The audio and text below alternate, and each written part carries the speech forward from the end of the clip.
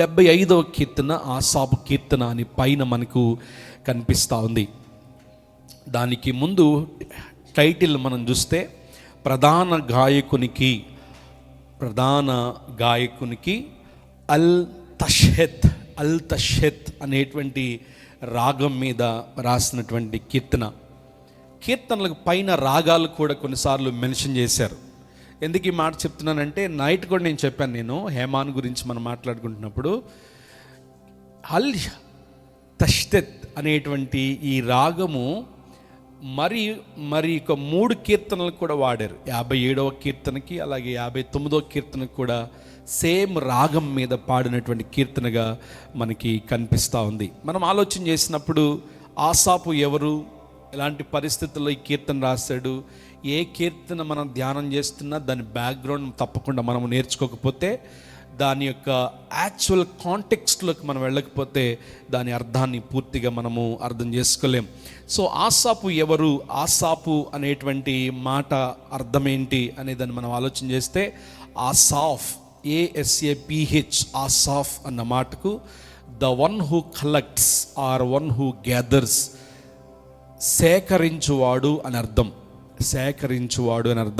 ఆసాపు అన్న మాటకు, లేక సమకూర్చువాడు అని అర్థం. ఆసాపు ఎవరు అంటే మొదటి దినవృత్తాంతాల గ్రంథం 25వ అధ్యాయం 1వ వచనంలో రాత్రి మనం 3 పేర్లు చదువుకున్నాం.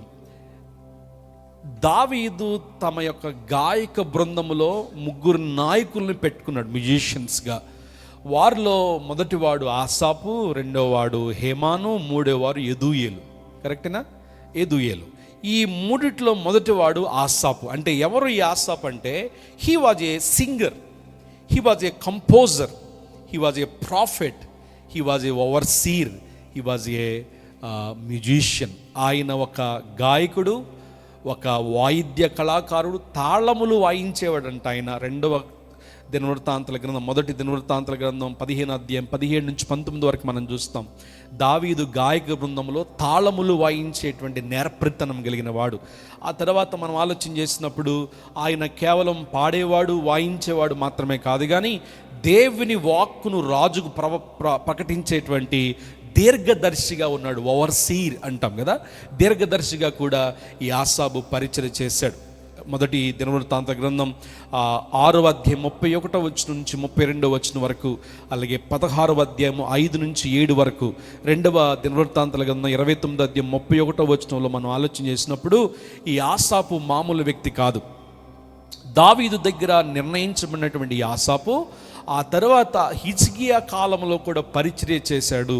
అంటే సొలొమోను దేవాలయం కట్టక ముందు, సొలొమోను దేవాలయం నిర్మించక ముందు అద్భుతమైనటువంటి గాయక బృందంలో దేవుని స్తుతించినటువంటి వ్యక్తిగా ఉన్నాడు. అందుకనే మంచి కీర్తనలు ఈయన కంపోజ్ చేశాడు. He was a composer. నేను ఎందుకు ఈ మాట చలవిస్తున్నానంటే, నేను చెప్పిన రెఫరెన్స్ని కనుక మీరు స్పష్టంగా చదువుకుంటే, ఈయన పెళ్లి మీద పాటలు రాసేవాడు కాదు, అన్నప్రసాదాల మీద పాటలు రాసేవాడు కాదు, లేకపోతే ఎంగేజ్మెంట్ల మీద రాజకుమారుడు రాజకుమార్తె, లేకపోతే పెండ్లి కుమారుడు పెండ్లి కుమార్తె చూస్తున్నాం ఈ మధ్య యూట్యూబ్లో. పిల్లోడు పుడితే ఒక పాట, పిల్లోడికి అన్నం ముట్టిస్తే ఒక పాట, పిల్లోడికి రింగు పెడితే ఒక పాట, పిల్లోడు ఏడిస్తే ఒక పాట, లేకపోతే వాళ్ళకి ఎంగేజ్మెంట్ అయితే ఒక పాట. దేవుని గురించి పాటలు రాసే కంపోజర్స్ ఈ రోజుల్లో కొదువైపోయారు. ఆసాపు యొక్క జీవితాన్ని నేను చెప్పిన రెఫరెన్స్ కనుక మీరు చదివితే, 1 Chronicles chapter 6 verse 13, 1 to 32, అలాగే 1 Chronicles chapter 25 verse 1, 2 Chronicles chapter 29 verse 30. రాజులకు అతి సమీపముగా దేవుని వాక్యమును రాజులకు చేరవేసేటువంటి దీర్ఘదర్శిగా ఈ గాయకుడు పనిచేశాడు. హల్లెలూయా, హల్లెలూయా. తర్వాత మనము ఆసాపు రాసిన కీర్తనలు చూస్తే దేవుణ్ణి గణపరచం తప్ప వేరేది ఏది కూడా ఆసాపు రాయలేదు. Is writings are completely God centred. దేవుని మీద, దేవుని ఔన్నత్యం మీద, దేవుని గొప్పతనం మీద, దేవుని దయాళత్వం మీద అద్భుతమైనటువంటి పాటలు రాశాడు. కాబట్టి ఈ రోజుల్లో పాటలు పాడుకోవాలంటే ఎతుక్కుని పాడుకోవాల్సి వస్తుంది. ఏ పాట బాగుంది, ఏ పాట బాగాలేదు, ఏది వాక్యానుసారమైంది, ఏది కాలేదు అనే కారణం ఏంటంటే రైటర్స్ ఎక్కువైపోయారు, సింగర్స్ ఎక్కువైపోయారు కదా. So be careful. మనం పాడేటువంటి పాటలు ప్రార్థనాపూర్వకంగా ఉండాలి. రెండోది బేస్ ఏమై ఉండాలంటే దేవుని యొక్క వాక్య ప్రకారమై ఉండాలి. హల్లెలూయా. అది సో చర్చిలో తాగుడు మీద కూడా పాటలు, పార్టీస్ మీద పాటలు, ఏమండి రకరకాల వాటి మీద పాటలు, అర్థం కూడా తెలియకున్న విధానాల్లో పాటలు. ఈరోజు ఎందుకో తెలియదు, ఆల్మోస్ట్ ఒక 4 పాటలు ఆంధ్ర క్రైస్తవ కీర్తనలు పాడుకున్నాం మనం. దేవునికి స్తోత్రం. కనుమరుగైపోతున్నాయి ఆంధ్ర క్రైస్తవ కీర్తనలు. వాటి అర్థం మన పిల్లలకు తెలియట్లేదు. అందుకనే మేము చెప్పుకుంటూ ఉంటాం, మేము మాట్లాడుకుంటాం, అట్లీస్ట్ టూ సాంగ్స్ అయినా కానీ పాత పాటలు మనము పాడితే మన పిల్లలు కూడా వాటిని నేర్చుకుంటారు. సో ఆసాపు జీవితాన్ని నేను ధ్యానం చేస్తున్నప్పుడు ఈ was a godly centred song writer. దేవుని మీద పాటలు రాసేటువంటి వ్యక్తి, పాటలు పాడేటువంటి వ్యక్తి, దైవ వాక్కును రాజులకు చేరవేసేటువంటి గొప్ప గాయకుడు, వాయిద్యకారుడు ఈ యొక్క వ్యక్తి అని మనం జ్ఞాపకం చేసుకోవాలి. ఆ తర్వాత మనం ముందుకు వెళితే అసలు ఏంటి ఈ యొక్క 75వ కీర్తన యొక్క బ్యాక్గ్రౌండ్ అంటే, మనం ఆలోచన చేసినప్పుడు 2వ రాజుల గ్రంథం 19వ అధ్యాయంలో అస్సూరీయులు యెరూషలేము మీదకి వచ్చి యెరూషలేమును పాడు చేయాలనుకున్నప్పుడు హిజ్కియా రాజుగా ఉన్నాడు. ఆ టైంలో హిజ్కియా బట్టలు చింపుకొని దుఃఖాక్రాంతుడై ఉపవాసం ఉండి ప్రభు సన్నిధిలో ప్రార్థన చేసినప్పుడు దేవుడు అస్సూరీయుల మీద యుద్ధము చేసి అస్సూరియన్స్ని ప్రారదోలి యెరూషలేమును కాపాడుతాడు. 2 Kings chapter 19లో ఆ టైంలో ఈ కీర్తన ఆసాపు రాసి ఉంటాడని చెప్పి చాలామంది పండితులు నమ్మాడు. When God saved Jerusalem from Assyrians, భయంకరులైనటువంటి అస్సూరీయుల చేతుల నుండి ఈ యొక్క యెరూషలేము పట్టణాన్ని, దేవాలయంను దేవుడు కాపాడినప్పుడు ఆయన ఈ కీర్తన రాసి ఉండొచ్చని చాలామంది పండితులు చెప్పారు. మనం చదువుకుంటున్నప్పుడు 1వ అధ్యాయము 2వ అధ్యాయమేమో దేవుని గురించిన స్తుతి గురించి రాయబడింది. దేవా, మేము నీ కృతజ్ఞతాస్తులు చెల్లించున్నాము, నీవు మాకు సమీపంగా ఉన్నావని కృతజ్ఞతాస్తులు చెల్లించున్నాం. మళ్ళీ 9వ వచనం దగ్గరికి వచ్చేటప్పటికి, నేనైతే ఏమి జరిగినా ఏమి జరగకపోయినా నేనైతే నిత్యము నిన్ను స్తుతించెదను, నీ స్తుతిని ప్రచురము చేయుదును, యాకోబు దేవుని నిత్యము నేను కీర్తించెదను. దేవుని స్తుతించటమే ఆసాబు యొక్క రచనలో ప్రాముఖ్యమైన ఉద్దేశం. ఆ తర్వాత మనం ముందుకు చదువుకుంటూ పోతే, నేను యుక్త కాలమును కనిపెట్టుచున్నాను, భూమియు దాని నివాసులందరూ లయమగునప్పుడు నేనే దాని స్తంభములను నిలుపుదును. ఆ పక్కన శాలా అనుంది. శాలా అన్న మాట మీరు చాలాసార్లు చూస్తుంటారు కదా. శాలా అన్నటువంటి మాట హీబ్రూ బైబిల్లో కీర్తనలో ఎస్పెషల్లీ 71 సార్లు ప్రస్తావించబడింది.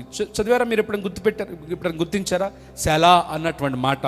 అది ఏంటి అంటే, శాలా అన్న మాటకు పాజ్, స్టాప్ అంటే ఏంటంటే, ఏదైనా చెబుతున్నప్పుడు, ఏదైనా వర్ణిస్తున్నప్పుడు, పాటను మనం పాడుతున్నప్పుడు ఆగుతాం. ఆగి మ్యూజిషియన్స్కి టైం ఇస్తాం. దాన్ని శాలా అంటారు. అంటే stop and meditate, let people understand what I'm speaking. నేను ఏం చెబుతున్నాను ప్రజలు దాన్ని ధ్యానం చేయాలి. దాన్ని శాలా అంటారు. హబక్కు గ్రంథంలో 2 సార్లు శాలా అన్న మాట ఉంటుంది. అలా కీర్తనలోనే ఎస్పెషల్లీ 71 సార్లు శాలా అన్నటువంటి పాజ్ని మనం చూస్తాం. ముందుకు చదువుకుంటూ పోతే ప్రియులారా, సింపుల్గా చెప్పేస్తాను. 4వ వచనం నుంచి 8వ వచనం వరకు మనం చూస్తే, అహంకారులకు దేవుడు ఏం చేస్తాడు, దీనులను దేవుడు ఈ రీతిగా హెచ్చిస్తాడు అనేటువంటి డిస్క్రిమినేషన్ని అక్కడ మనం చూస్తున్నాం. అహంకారులను దేవుడు ఎదిరిస్తాడు, అహంకారులను దేవుడు పొగరు పట్టిన వారిని దేవుడు మరి పాలదోలుతాడు. దేవుడే ఒకరిని హెచ్చించేవాడు, దేవుడే ఒకరిని తగ్గించేటువంటి వాడు, దేవుడు న్యాయము తీర్చేటువంటి న్యాయవంతుడు. హల్లెలూయా. దేవుని జడ్జిమెంట్కు పార్షియాలిటీ అనేది లేదు. కొంతమంది హెచ్చించబడటానికి ఇష్టపడతారు, అహంకారం కలిగిన వాళ్ళుగా మాట్లాడతారు, పొగరు పట్టిన మాటలు మాట్లాడతారు. కానీ ఒకరిని హెచ్చించాలన్నా అది దేవుని వశమే, ఒకరిని తగ్గించాలన్నా అది దేవుని వశమే. కాబట్టి గాడ్ ఈజ్ ఎ జడ్జ్. ఆయన న్యాయవంతుడై ఉన్నాడు. మనుషులు ఏదంటే మీరు నిరుత్సాహపడొద్దు, మనుషులు ఏదో అంటున్నారని బాధపడొద్దు. హెచ్చించాలన్నా దేవుని పనే, తగ్గించాలన్నా దేవుని పనే. మనుషులు ఎవరండి? మనుషుల వల్ల ఏమీ కూడా కాదు. దేవుడు న్యాయము చేసేటువంటి దేవుడు. హల్లెలూయా. తూర్పు నుండి అయినను, పడమటి నుండి అయినను, అరణ్యము నుండి అయినను హెచ్చు అనేది కలగదు. ఎక్కడి నుంచి మనకు రాదండి. ఎవరో వచ్చి మనల్ని పైకెత్తరు, హెచ్చించేవాడు దేవుడే. కాబట్టి ఇక్కడ నేర్చుకుంటున్న మాట ఏంటంటే, అహంకారం తీసివేసుకోవాలి. గర్వాన్ని తీసివేసుకోవాలి, పొగరు పట్టిన మాటలు తీసివేసుకోవాలి. దీన మనసు కలిగిన వారై ఆయన బలిష్టమైన చేతుల కింద తగ్గింపు కలిగిన వారమై ఆయన హెచ్చించుట కొరకు తగిన సమయం కొరకు మనం కనిపెట్టుకుని ఉండాల్సిన వారమై ఉన్నాం. దేవునికి స్తోత్రం. ఇప్పుడు నేను చెప్పిన మాటను మీరు 2 Kings chapter 19తో పోలిస్తే, ఎస్సూరియన్స్ అనుకోకుండా అకస్మాత్తుగా యెరూషలేము మీద పడిపోయి రకరకాల మాటలు అంటారు. దేవుడే వారి యొక్క వస్త్రాలను పీకుతాడు. అంటే దేవుడు అంతగా నొచ్చుకున్నాడు. దేవుని మందిరాన్ని, దైవజనులను, దేవుణ్ణి వారు శంకిస్తున్నప్పుడు, అహంకారంతో మాట్లాడుతున్నప్పుడు దేవుడు యుద్ధం చేసి హిజ్కియా కాలంలో యెరూషలేమును కాపాడుతాడు. ఆ సందర్భంలో ఆసాపు రాసినటువంటి ఈ కీర్తన, నేనైతే నిత్యము ఆయన స్తుతిని ప్రచురము చేయుదును, యాకోబు దేవుని నిత్యము నేను కీర్తించెదను, భక్తిహీనుల కొమ్ములన్నిటిని నేను విరగొట్టేదను, నీతిమంతుల కొమ్ములు హెచ్చించబడును. హల్లెలూయా. పేతురు రాశాడు, దీన మనసు కలిగి ఉండుడి, ఆయన తగిన సమయమున మిమ్మల్ని హెచ్చించినట్లుగా ఆయన బలిష్టమైన చేతుల కింద దీన మనస్కులై ఉండుడి. దీన మనసు కలిగిన వారికి దేవుడు కృపను అనుగ్రహిస్తాడు, తన వాత్సల్యత చూపిస్తాడు.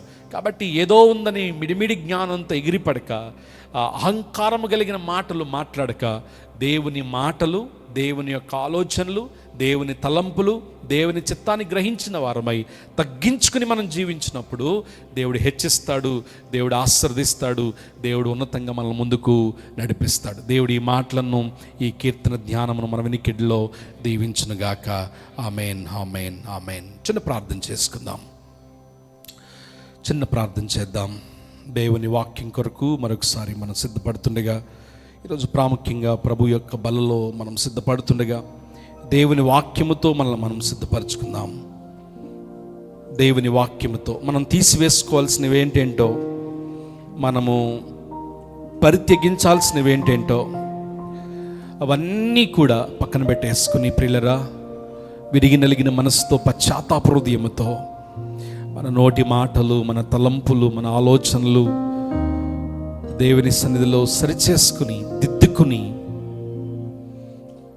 నిర్మలమైన మన సాక్షి కలిగిన వారమై ప్రభు పాత్ర కొరకు మనం సిద్ధపడదాం. దేవుని వాక్యం కొరకు మనం సిద్ధపడదాం. Thank you Jesus. Hallelujah, hallelujah. Thank you Lord. Hallelujah, hallelujah. పాపాల సంద్రమందున పయనించు వేళలో పాషాణ మనసు మార్చి పరిశుద్ధుని చేసావయ్యా, ఏ రీతి నీ రుణం తీర్చుకుందు యేసయ్యా, ఏ రీతి నీ రుణం తీర్చుకుందు యేసయ్యా, ఏ దిక్కు లేని నన్ను ప్రేమించినావయ్యా, ఎంతో కృపను చూపి దీవించినావయ్యా, ఏ రీతి నీ రుణం తీర్చుకుందు యేసయ్యా, ఏ రీతి నీ రుణం తీర్చుకుందు యేసయ్యా. పరిశుద్ధుడైన మా ప్రియ తండ్రి, ఇంతవరకు నీ సన్నిధిని మాకిచ్చి ముందుకు నడిపించినందుకు నీకు స్తోత్రాలు. ఈ ఫిబ్రవరి మాసం మొదటి దినమందు నీ సముఖములో కూడి నేను స్తుతించి గొప్ప ఆధిక్యతనిచ్చావయ్యా. ఆసాపు రాసిన మాటలు ధ్యానం చేయడానికి ప్రభువా, మా ఆరాధన, మా కీర్తన, మా ప్రవర్తన, మా వైఖరి, మా స్పందన ఎలా ఉండాలో నీ మాటల్లోంచి మాకు గుర్తు చేసినందుకు నీకు స్తోత్రాలు. కూడిన సంఘమంతటి మీద ఆశీర్వదించండి. నీ ఆత్మ ద్వారా ఈ సమయంలో పరిచర్య చేయమని వేడుకుంటున్నాం ప్రభువా, నీకు స్తోత్రాలు. నీ వాక్యం కొరకు మీరు సిద్ధపడుతుండగా మా అందరితో మీరు మాట్లాడమని మమ్మల్ని అందరినీ చేతులకు అప్పగిస్తూ యేసు నామములో ప్రార్థిస్తున్నాము తండ్రి. ఆమేన్, ఆమేన్. ప్రియులారా,